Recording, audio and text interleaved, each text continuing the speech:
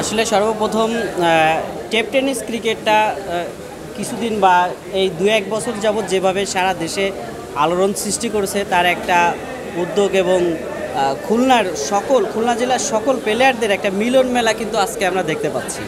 আর তারই প্রেক্ষিতে আমরা আমাদের ফুলতলা উপজেলা থেকে আমাদের টিম আইকন একাডেমি এই টুর্নামেন্টে খুলনা প্রিমিয়ার লিগ টেপ টেনিসে যেটা আমাদের প্রত্যেকটা প্লেয়ারের অকশনের মাধ্যমে আজকে সে নিলাম অনুষ্ঠিত হচ্ছে। আমাদের যারা খুলনা ডিস্ট্রিক্টে যারা প্লেয়ার আছে, বড় ভাই সিনিয়ররা যারা আছে, তারা এটা প্রথম নিলামের সিস্টেম করে খুলনার প্লেয়ার যাতে সবাই খেলতে পারে, যাতে এরকম টুর্নামেন্টটা সব ডিস্ট্রিক্টে হইতে পারে, যার জন্য টুর্নামেন্ট আয়োজন করছে।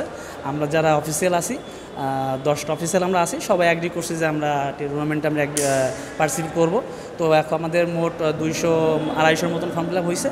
আমাদের অর্ধেক নিলাম প্রায় কমপ্লিট হয়েছে। মোটামুটি সব প্লেয়ারই আমরা ডাকতেছি, সবাই বেস্ট টিম করার চেষ্টা করতেছে।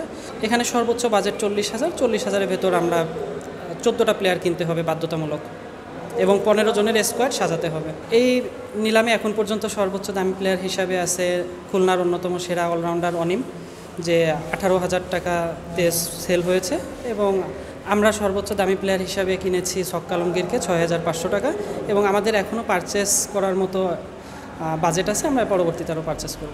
আসলে এটা তো বর্তমান হচ্ছে একটা নিম্নচাপ, আবার হচ্ছে 18 তারিখ পর্যন্ত আছে। আমাদের টার্গেট ছিল যে আমরা 20 তারিখের ভিতর কভার করব, পরে হচ্ছে আমরা আরও 5 দিন পিছাই দিছি, যে অলমোস্ট সেপ্টেম্বর 25 তারিখে দিছি। যদি বৃষ্টি না হয়, মাঠ যদি আমাদের হচ্ছে টার্গেট হচ্ছে প্রভাতী স্কুল মাঠ, না হলে উত্তর দেওয়া না হয়। এখন যদি মাঠ কাভার করা যায় তাহলে আমরা ইনশাল্লাহ 25 তারিখের ভিতর থেকে কাভার করব, যদি বৃষ্টি না হয়, মাঠ যদি শুকনো থাকে।